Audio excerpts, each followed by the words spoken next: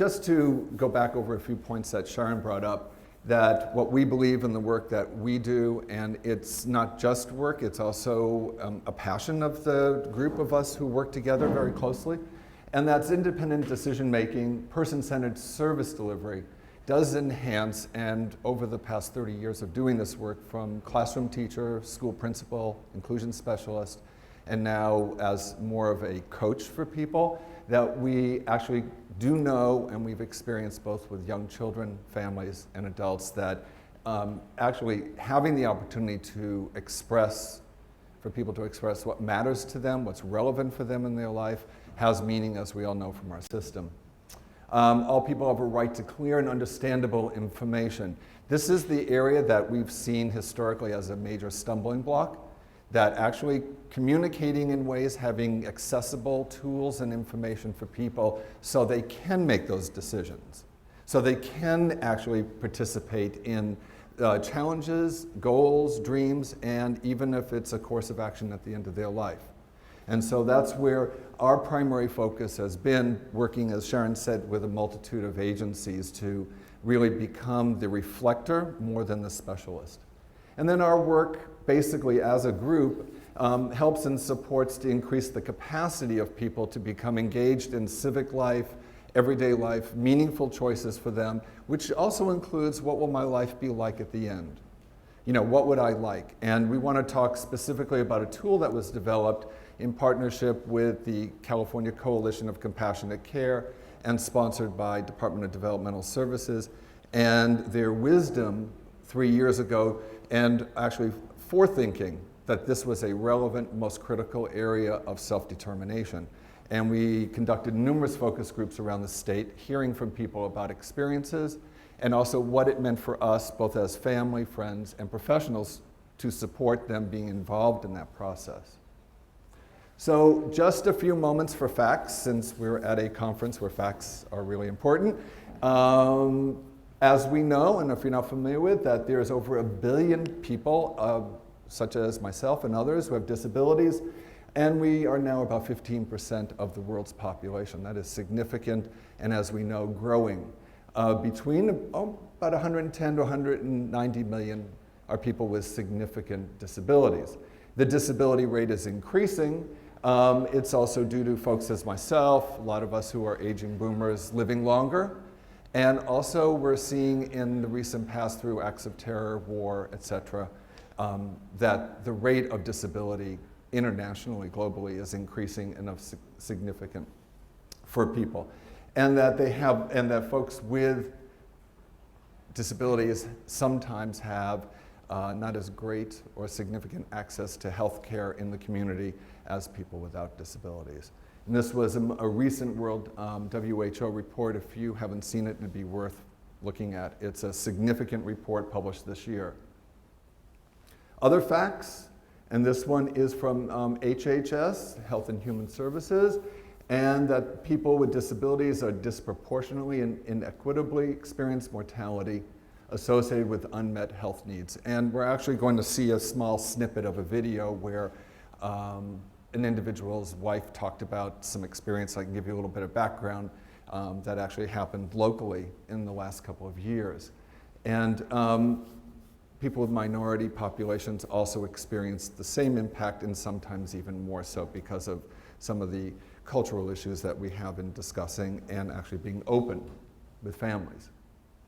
Other key facts from the National Council, that typically people with disabilities have poorer health, have secondary health conditions, and it's sometimes cascading, as we know, and those of us who are either family members or individuals, we begin to see that over the years. Lack coverage for specialty and long-term care, and that's one area that is becoming of increasing concern as people begin to age. In the next 5-10 years, the population, as we all know, is getting older, our needs are more intense, and extended service and care will be required. We have some folks also experience on an everyday basis, have less than adequate care coordination. We're hoping with the new waiver that will somehow bring it together for our state. People I know for the last 30 years have had difficulty coordinating doctors' appointments, and especially around major issues, getting the care coordinated so we don't end up with cascading effects later on. And one of the powerful pieces that being on the ground and in communities and people's homes is the healthcare provider stereotypes of people. I have gone with people to their physician. I have sat in the waiting room. I have heard what is said to them or is not said to them, but to a provider, an attendant, or even a driver who's taking them there, where they're basically excluded from the conversation as an object. There are numerous videos out now that are actually instructive for people on how they can bring the care back to have the conversation one-on-one, regardless of why they are with the physician.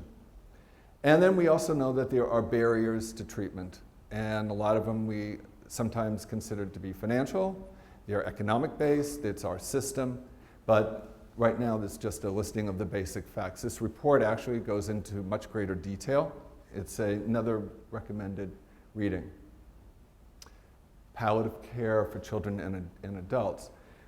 From the readings and what we've experienced is that the deficits, and we're looking at the difficulties that families have, are equivalent to, with their family or their children, equivalent to what adults experience on their own. Sometimes there's lack of coordination, lack of communication, and also time being provided to families to think through the decision-making process. What is meaningful for my child? What is meaningful and fit our family's goals, our family's values, the long-term care or short-term situation that we need to make a decision. So it is significant that we're seeing that the communication and conversation is imperative both for families who have children in critical situations as well as for adults. Our work and ourselves has been primarily with adults and their experiences, and whether as a family member or a person going through the process themselves. And the key on the bottom is not having time to prepare for death does deprive a family, and having to spontaneously make decisions. And also in a way in which, again, we go back to the accessible information, and which is where we really try to focus, is how do we have the humane conversation, the caring conversation? What are the tools that the provider, the physician, the social worker needs to acquire in order to ensure as much safety and comfort for the family? So, sort of switching gears from what is and what may have been some of our experiences to what we hope for the future. There is a United Nations treaty called the Convention on the Rights of Persons with Disabilities. Has anybody ever heard of that? Yay! This is more than normal. The treaty basically was signed by the United Nations 2006, over a course of a few years. For the first time in history, people with disabilities, along with government officials, came together in New York and worked on an extensive treaty that supports the rights of all persons with disabilities globally. It's a UN treaty. It's the first time that people with disabilities, and this was a myriad of disabilities coming together with an equal platform. As an outcome, a treaty was created with 34 very specific articles. Some key articles, two in particular we're going to talk about and address here. One is it's called Article 12, and that's the equal recognition under the law. The second one really is about universal or health care and health provision for people with disabilities. Important facts around the treaty and why it's being brought up in this venue is that the United States is a signatory. We have not ratified yet. It's about to go to Congress, hopefully when they rest and they're feeling comfortable together, to play together. It's a treaty out of 192 nations. 149 in the UN have already ratified. We have not yet. So it is going. And what it really does, in essence, since we have so many wonderful protections in this country, is it creates a human rights umbrella that we begin to address all of the care and the issues that we have, opposed to specifically aligning with one issue or one law, regulation, or another. It puts a human rights blanket over people with disabilities for the first time. It becomes a universal language. It becomes the vision of where we move to. So in this specific case here with Article 12, it really is addressing competency of people to actually have equal rights in the law. Major controversy in the US, major controversy in a lot of Western nations. In some nations, it's not even addressed at all. So for them, this becomes a long-term process. For us, it really means that individuals have those same rights to make their own decisions. And when we've presented either here, Washington, New York, questions from family members come up, but my child or the person I support is blank. And the other articles in the treaty address the fact of providing accessible information. We need to learn new ways to communicate, to learn what is meaningful, what is valuable to an individual. So a lot of important work around that. If a person needs someone to speak for them, what this treaty begins to do is to speak about what is that support person's skills need to be like. It's not just having someone tell another person what is meaningful for this person, for the other person, whether it be a case manager, doctor, anybody.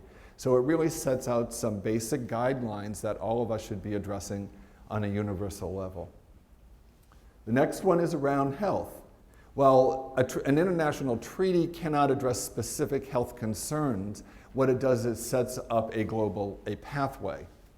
And it's basically that all people, including those with disabilities, get to enjoy, and that's a key word in the treaty, get to enjoy the highest attained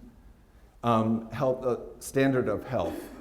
And again, without the discrimination element. So the treaty is really about removing discrimination, moving it on the side, and really looking at the world's population, or in our case, our own countries, as all of us being equal. And as a subtle point, it looks at disability as a social model, opposed to the medical model all of us are accustomed to, about what is wrong, and what excludes us.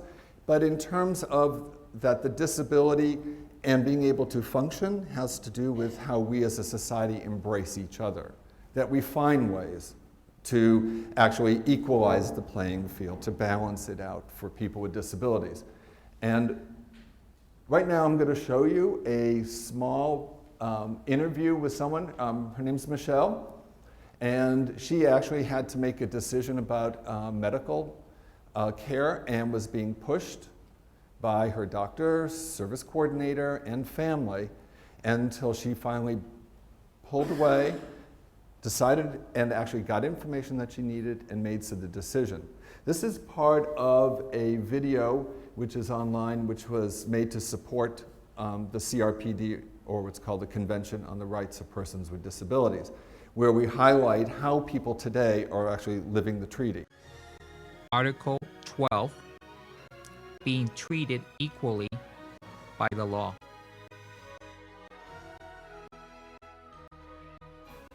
People with disabilities are to be respected by the law like everyone else. People have the same right to make their own decisions about important things. People should have the proper support they need when making decisions. One way that I'm living the treaty today is by making a medical decision. At first it was a hard decision for me to make. It was overwhelming. Person I went to talk to my mom, and then I wrote down some questions to ask the doctor.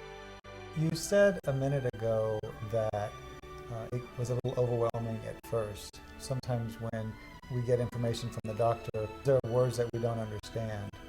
Right. And so how did you work through that? I brought Jim with me as my support, because what I couldn't understand, he was able to break down some of the words what the doctors were saying. How did the people around you help you understand? They helped me understand it by kind of talking slowly to me. Sounds like you've made your own decision. I made the right decision and not someone made the decision for me. How's it feel? It felt good, really good. Yeah. One thing I would like other people to know is that they have the right to make their own decisions. Michelle was confronted with a decision, a significant medical decision had to be made, and made soon, and she was being pushed, and she also was being communicated in a way in which she did not understand any of the implication other than it was life-altering for her, significantly life-altering. And Michelle was able to pull back, not be influenced initially, and go about asking for information, number one, in ways in which she could understand. So that meant speaking to the doctor numerous times. It meant breaking through barriers in the medical office to actually get several appointments. It actually meant that she had to develop a relationship with somebody else in the office who would actually spend time with her. Her partner and friend actually went along to learn as well. And then she was able to then have conversations with other people because she began to understand the implications of what would be happening to her, opposed to waking up and her life being radically different for the rest of her life and not knowing what happened. And that is profound.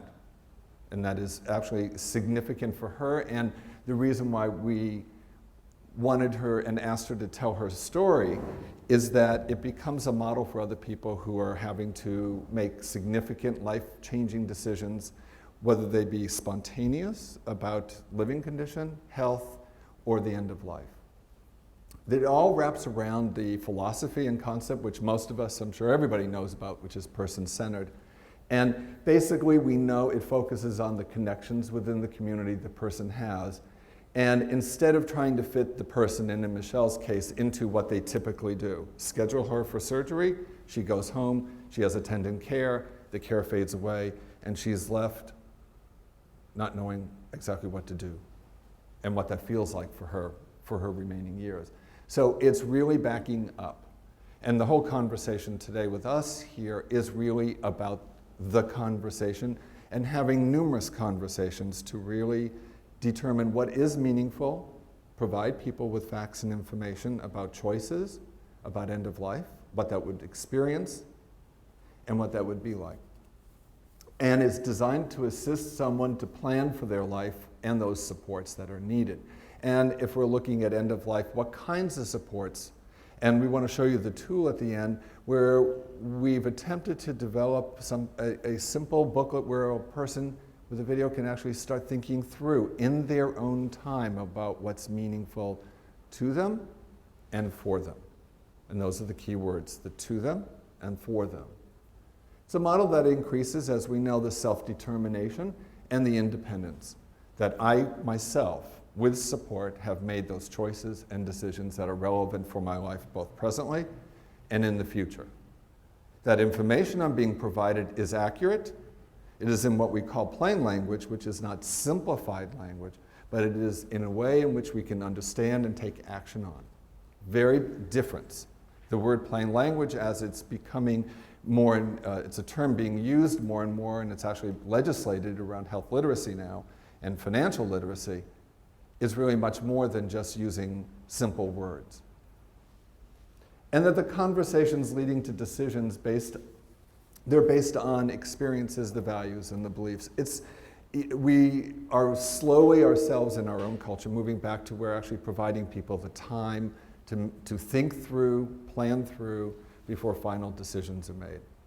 On that account, just about almost 2 years ago, I actually went in for heart surgery and brought in an advance directive, brought forms in, and a very, very large institution, not here in Sacramento, a very large hospital, well-known medical center, and it was brushed aside. And when I actually was laying there as they were putting the needle in, trying to explain what I wanted or what was meaningful, the Versed came in very quickly to keep me quiet.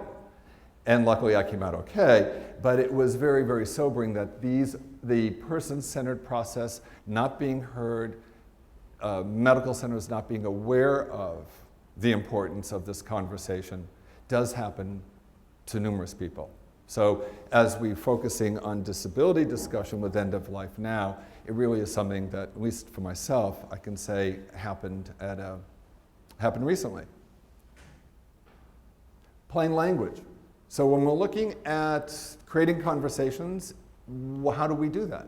So just as a reference up there, I put up there plain language. If you go to plainlanguage.gov, it is an incredibly rich website. It was not developed by the federal government, but they actually put it on there. So it was developed by volunteers, national volunteers in the literacy movement and in plain language movement, and it's now used as the advisory site by the government. Plainlanguage.gov gives you the rich background, the tools that you would need to create documents and to start having different types of conversations that can be more meaningful for people in everyday life as well as end of life. So very simply, plain language is really about intended audience. So the question, what we ask all the time is if we're developing a tool or a booklet about this subject being end of life, the question would be who would be using the information? And our job is to learn about them as an individual, as a group of people. Not to assume one size fits all. Most of us have heard of something called consumer-friendly language. Plain language is not consumer-friendly. It isn't a one-size-fits-all. If we go to a lot of the government websites and look at them, and they've been produced over the years in what's called consumer language, what we know from our focus groups and data throughout the state is that they're really not accessible. So the key behind being plain is to actually get to know the individual, and if it's a small group, to get to know them. What are their beliefs? How do they think? How are they processing information?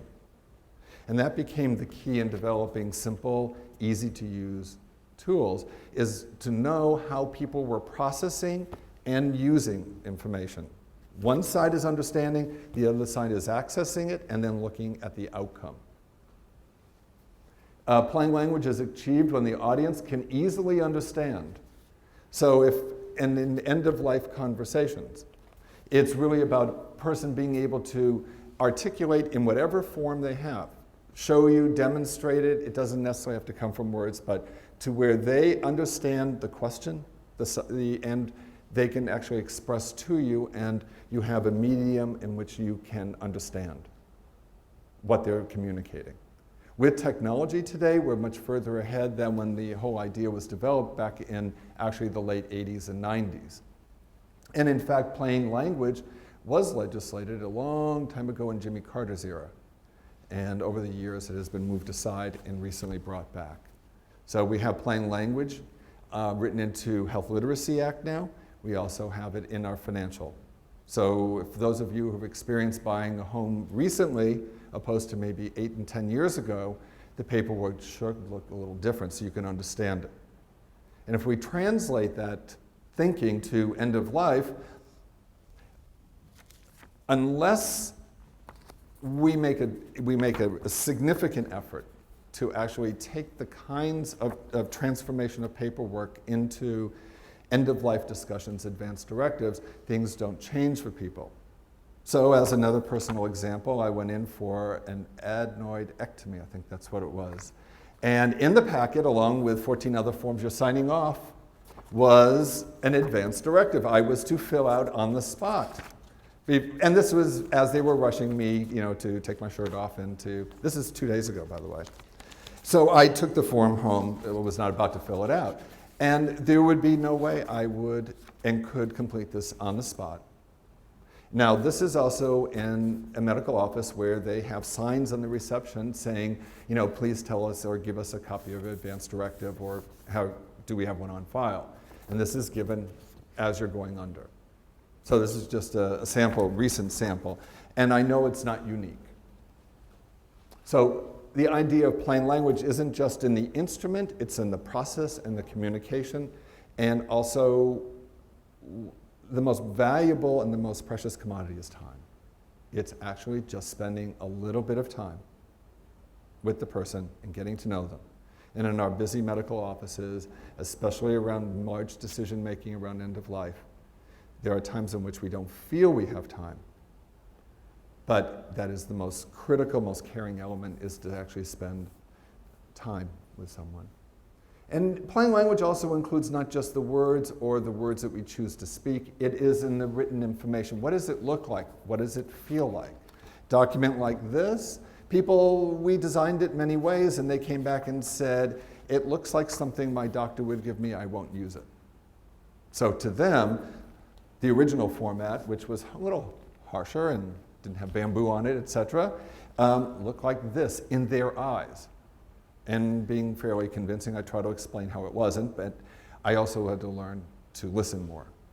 So as a result, it was what's meaningful for people. What would help someone open up a subject? Would it be the look? Would it be the words? Would it be the time? So it is, again, going back to and belaboring the idea of the intended audience. And we know about reading comprehension as well. And what we learned through numerous focus groups is that while people were familiar with death, they didn't understand, in many cases, what that meant. How much did they really understand what death would mean? They've seen it on TV, someone in their family may have died, but they didn't understand or connect that with themselves and some decisions. So moves us to just looking at this. And this is a tool, it's not the only one, and it doesn't necessarily mean it's the best one.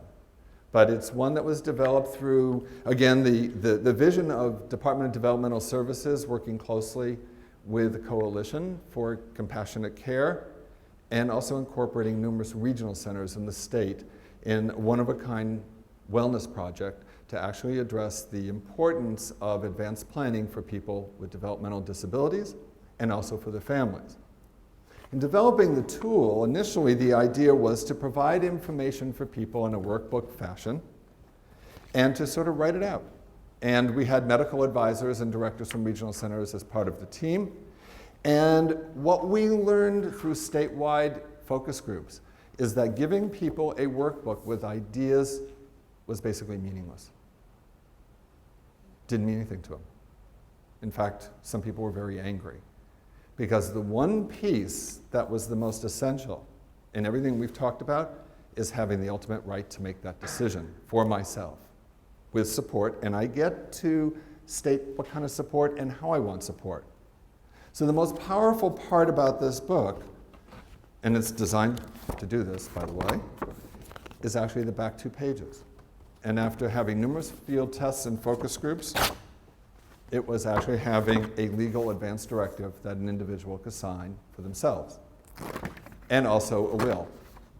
Because in the conversations that people had, the will, which they termed as a personal request, was actually even more important, because what we learned from people from just listening is that those people who had received adaptive equipment through entitlement, where it felt that it was urgent that the things that they had been given to them are provided for somebody else. They wanted to make sure, in some cases, that somebody could have their orthopedic shoes, that their wheelchair would go to somebody else. These were priorities much more than anything else, was where were the things that were important to me going to go, since they were given to me. When it comes to advance directive, difference of opinion from wide groups of people. Some people stating very clearly they wanted all measures taken, no matter what, to stay alive. The perspective was simple. I have fought, I'm alive today, I've gone through pain before, I want every minute of this life. And there were other people who were just as strong as, when I'm done, I'm done. And they were clear about what that meant in asking the questions. And again, it was about having soft conversations, small groups, one-on-one with people from all over the state, learning that people really did have an idea when we presented it in a way to where we listened about what was meaningful. And we were able to share ideas about what end of life could feel like, would be like, for what a prior experience had been with a family member, or for some people virtually unknown. But again, it's the process. The tool is good, but it's not it's not perfect. What makes it rounded, what makes it meaningful is the time. It's just the quality of time. And in the case of this particular piece, we actually developed for DDS. It's online, it's available. We're not promoting, we're actually here letting you know it's all public access information. And actually have someone with a disability walking through the process of filling out, having a conversation, and what that was like for her, the steps that it took for her. The irony is the person who is the actress in here actually used the book with her father, who just passed away, and actually walked him through while he was in the nursing home what was meaningful for him, and was able to have that conversation because she did it herself. In presenting the material statewide, especially through regional centers, conferences, what we learned is that most of the social workers themselves, who would be sitting down with someone initially to have a conversation, had not addressed it in their own life. And therefore, as a result, found it very, very uncomfortable. And as they were beginning to talk they expressed the concern that we need to do this, so let's just fill out the page or the information, regardless of the form, and move it on. So, most important, what we learned from people with disabilities through the Consumer Advisory Committee of DDS is that the leadership comes by example.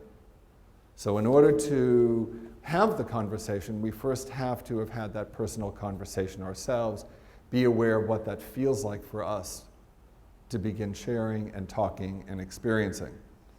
I want to show another little video now. It's a conversation with two people. Judy Set, who is the director of the California Coalition of Compassionate Care, actually talking, and a second person talking about her own experience. Her name is Chrissy Franzoni. She lives in Stockton. Her common law husband, Donald, who is a friend of mine, and as she is, actually passed away suddenly a few years ago and was not expected, had not talked about it, and as a result of not having thought through, and actually he was under the impression, as many people are, that in order to have an advance directive, it needs to be notarized. What we know is it doesn't. But Donald was insistent. As a result, his family ended up stepping in, and his ideas, his wishes, his thoughts, which were actually recorded on YouTube, were never honored. And Chrissy, as a common law wife, was actually not in the decision-making process as well.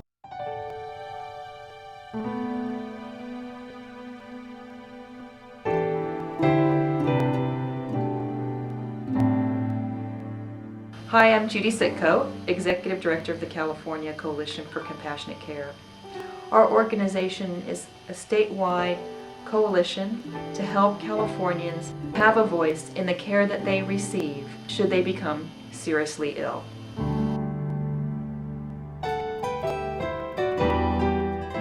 Donald didn't know that he was really sick. He knew he had health issues, but until this came along, he had no idea he was this sick. When somebody's seriously ill, healthcare professionals have an obligation, ethically and morally, to do what is consistent with that person's wishes.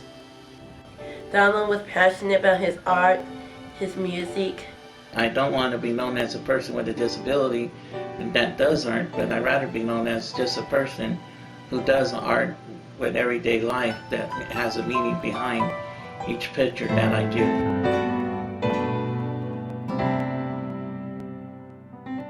One of the reasons the coalition got involved with the Thinking Ahead project is we wanted to bridge the gap between the disabilities community and the healthcare professional community. The professionals don't always know how to talk about these issues in a way that lets the person understand what they're being asked.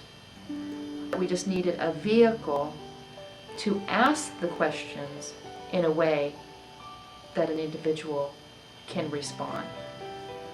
Donald and I met at the statewide convention in Sacramento, and we got to know each other a little bit there, and we started talking to each other, and we went on our first date together, and We went on more dates to get to know each other more.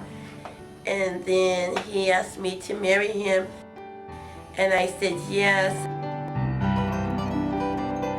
Thinking ahead is an important step because it uses plain language and a lot of pictures, limited number of words and concepts on each page to break down what are some of these important and common issues that arise at the end of life. Donald was advocating for others, speaking up for people's rights, being involved with the California Memorial Project. People can be treated with dignity and respect and have a name. I helped started the California Memorial Project here in Stockton. I got it going. Each year we have a service at the Stockton Rue Cemetery in Stockton. That's where the 2,238 people are buried at. That's where also I want to be buried at when I die. Donald wanted to be buried at the Stockton Rue Cemetery. That was one of his wishes. And a while back, he started saving money to go towards that. His wish did not happen because his family had to make the decision for him because it was not written on paper or in the book.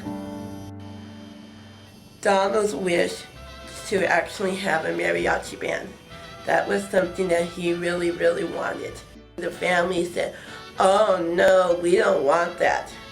We don't think that's appropriate." I really feel if Donald used that book and answered those questions at my life at the end and followed it, it would be much easier because I would have something to show the family and say, hey, these are Donald's wishes. The Thinking Ahead book doesn't rely on the professional or the support person or an extensive support network in order to make this happen.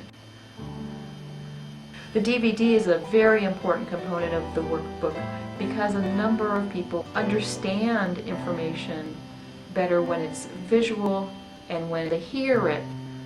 Some of the benefits of the DVD are that it captures the big picture. What's the purpose and how does this work? And it shows a person and the steps that she takes to complete the book.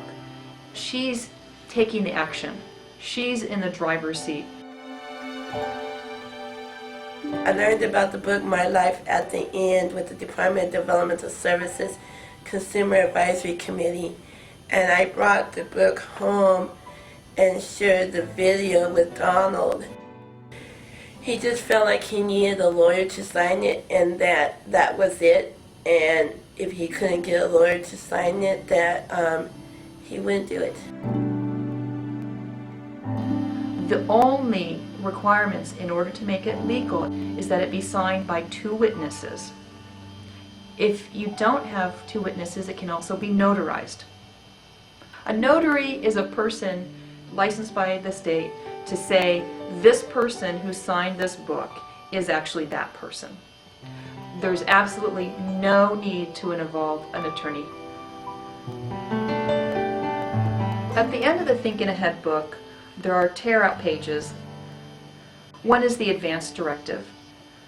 An advance directive is a document where you can put down your wishes related to care towards the end of your life.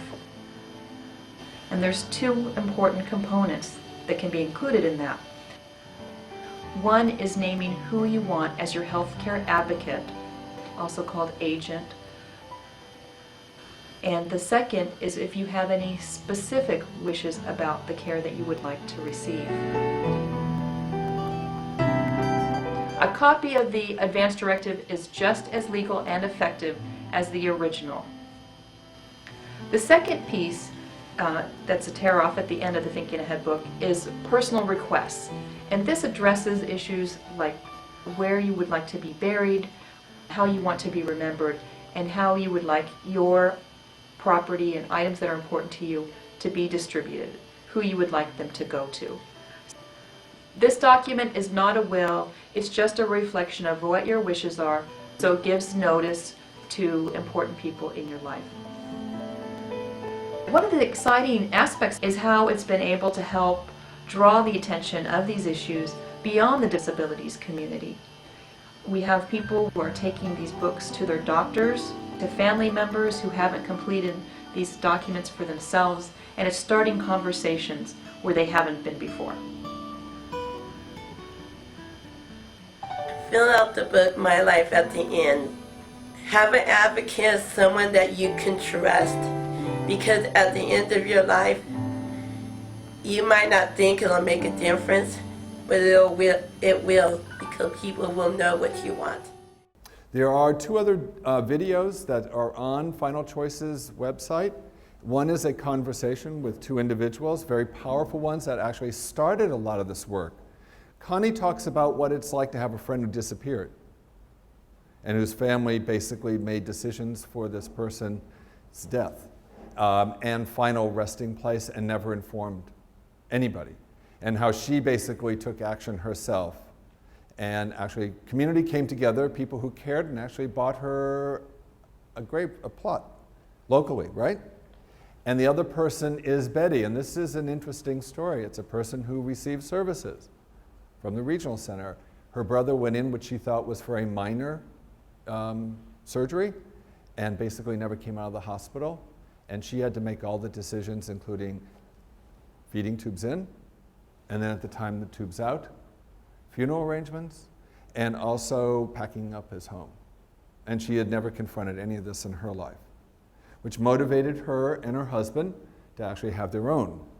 And now in that little video, you actually see, there's a little sign that Betty and Ozzy put down, a little plaque that this is where they'll be when it's their time.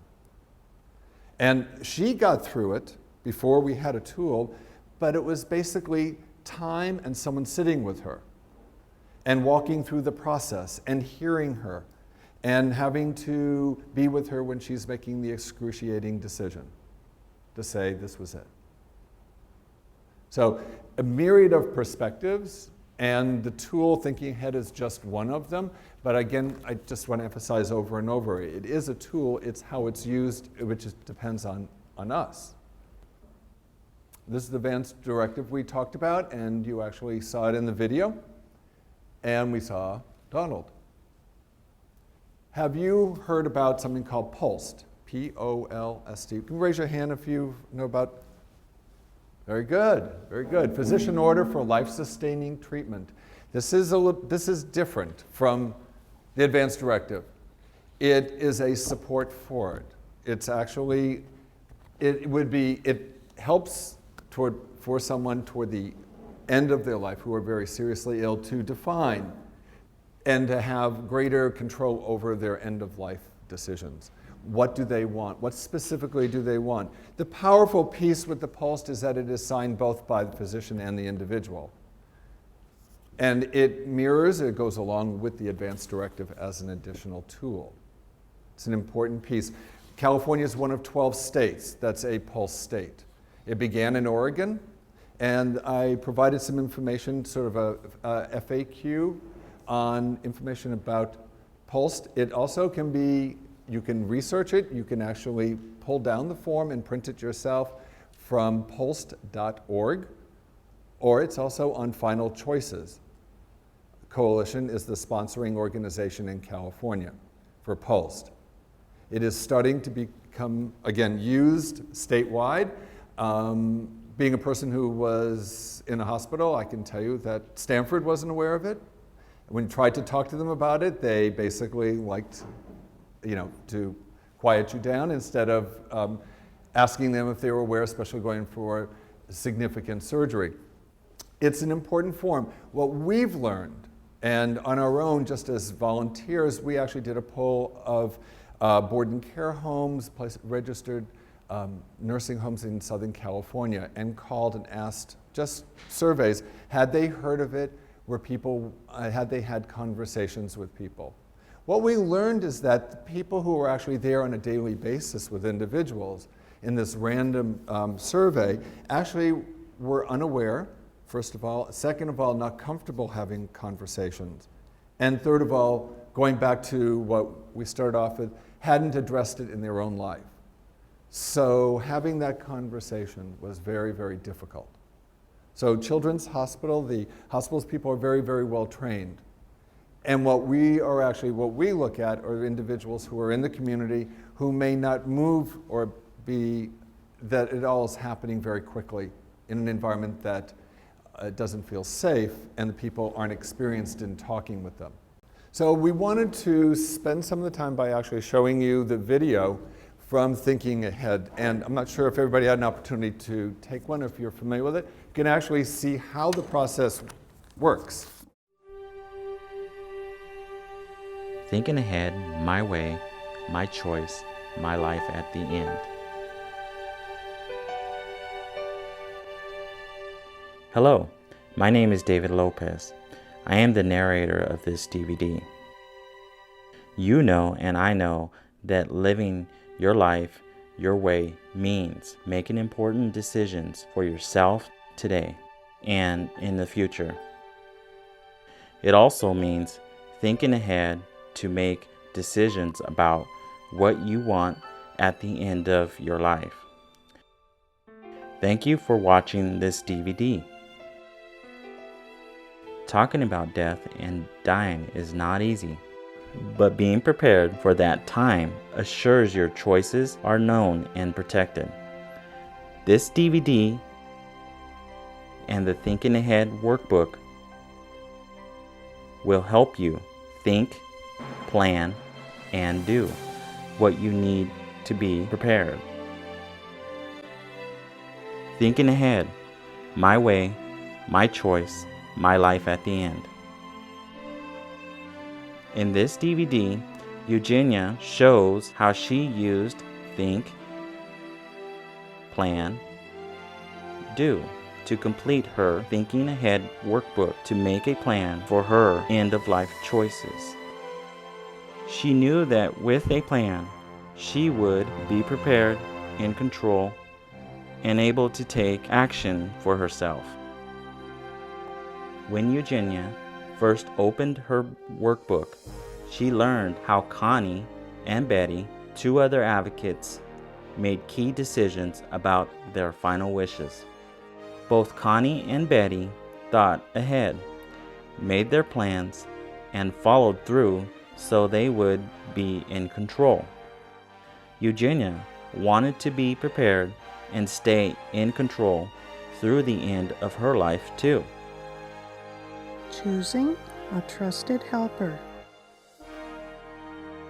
Think. Eugenia began her own plan by thinking about a person to help her complete the workbook. This person is called a trusted helper. Her trusted helper would be someone who knows her well and cares about her, can help her complete the workbook, but not tell her what they think she should do. Plan. Eugenia decided to ask her friend Kathy to be her trusted helper. Eugenia talked to Kathy about listening and respecting her choices. Kathy signed Eugenia's workbook, agreeing to help her think carefully and make her own end-of-life plan. Do. Eugenia and Kathy started by going through the workbook before writing down any of her choices. This gave Eugenia time to think about what is important. She had a few questions about some of the words, so she and Kathy talked about what they meant. Eugenia was ready to complete the workbook. Making personal requests. Think. Eugenia knew that near the end of people's lives, they make choices about the place where they want to spend their final days. She took time to think about where she wanted to be, how she would be cared for, where her personal things would go, and what her funeral and burial would be like. Plan. With Kathy's help, Eugenia began to make her personal plan by thinking about these questions and putting her choices on the workbook pages. Eugenia made her choice about where she wanted to be in her final days. She decided how she wanted to be cared for, like having her favorite people around and what would help her feel comfortable. Eugenia decided where her personal belongings and her dog would go. She also wanted to leave a special gift to her friend Tammy. Eugenia also decided how she wanted to be remembered. She would like her friends and family to celebrate her life with a funeral service. Do. After making her choices, Eugenia filled out the personal request form at the back of the workbook. She made copies of the completed form and gave them to important people in her life so they would know her wishes. Making medical treatment choices. Think. Next, Eugenia thought carefully about what medical treatment she wanted in her final days. She also wanted her doctor to know her decisions. It helped Eugenia think about the kind of life she wanted at the very end, sometimes called quality of life, when making choices about life support treatment. Eugenia and Kathy used the workbook pages to think about life support treatment. Plan. Life support treatments are used to try to keep people alive when they are very sick and close to death, like breathing machines, feeding and drinking tubes. Eugenia, with Kathy's support, began her personal plan by thinking about these questions and putting her choices on the workbook pages. Do. After making her own decision about life support treatments, Eugenia filled out the advance directive form at the back of the workbook. The advance directive form will tell her doctor what her choices are. Choosing an end-of-life advocate. Think. Eugenia learned it is important to have an end-of-life advocate, also called a health care agent. This person would speak for Eugenia if she were too sick to speak for herself about medical treatment. Eugenia's end-of-life advocate would be her legal spokesperson and speak to doctors and social workers if she could not. Her end-of-life advocate would be someone nearby to make sure her advance directive would be followed. Plan. Eugenia decided to ask Claudia, another person she knew and trusted, to be her end-of-life advocate. Claudia agreed to take on this important job. So Eugenia put down Claudia's name in her workbook as her end-of-life advocate. Do. Eugenia took action by making sure her advance directive form at the back of the workbook was completed. She and Kathy made sure she followed the directions and had 2 witnesses sign her completed advance directive. Eugenia tore off the completed advance directive form and made a copy for her end-of-life advocate. She also gave copies to other important people, including her social worker and doctor. Now Eugenia has finished her Thinking Ahead workbook. She exercised her right to live her life her way, now and at the very end. She is prepared and has a plan to share with other people. Think. Remember, think about what is important to you at the end of your life. Plan. Remember, creating a plan helps you take charge of your decisions.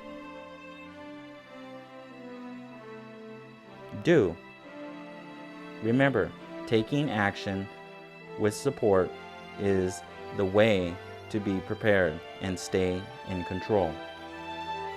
Here are some tips.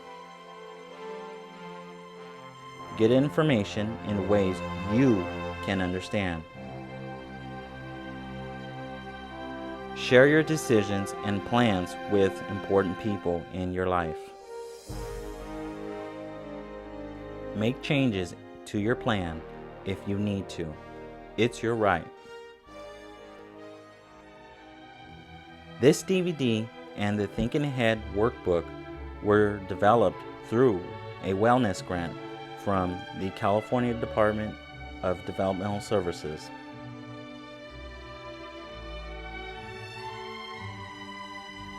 Thank you to the many advocates who participated in the focus groups to share their thoughts and feelings about the importance of being in control throughout their lives. Special thanks to Alta California, Golden Gate, and Eastern Los Angeles Regional Centers. I hope this presentation has been helpful. Remember, you have the right to make decisions about your end-of-life choices. Just a couple of pointers in developing this simple tool. You'll notice there are a lot of icons or pictures. What we learn from people, from actually hearing and talking, and I go back and emphasize time, is that if we showed caricatures of faces, some people began to feel as though we were expressing about their outcomes. They wanted basically generic, soft and generic. So these were, doing this work for many years, I hadn't thought of that. And I thought that we had some of the answers and some ideas, and thought photographs or video of people actually in the hospital would be meaningful. And again, it was frightening for people. So I can't emphasize enough the importance, besides the legal aspect, when do we use forms, who uses them, and where we deliver them. But the most core element of all of this conversation is having a meaningful conversation in a way in which the person participates, understands, and begins joining with you, whether you're here as in the professional capacity or as a family member. I'm not sure how many of you have experienced someone in your family or close to you with developmental disabilities who's passed away, whether you've had this experience. And what we've learned along the way in all the work that we've done is that we first need to address it ourselves. We first need to feel at ease and comfortable with the conversation, whether it's about life-sustaining, whether it's end of life, or any other core subject area, to be able to have this, the more than professional empathy and care, it's the personal experience of what that's like to think about what I would want for myself. And that has a tendency to bring out more of our humaneness in all of us. And thank you for joining, and have a great lunch.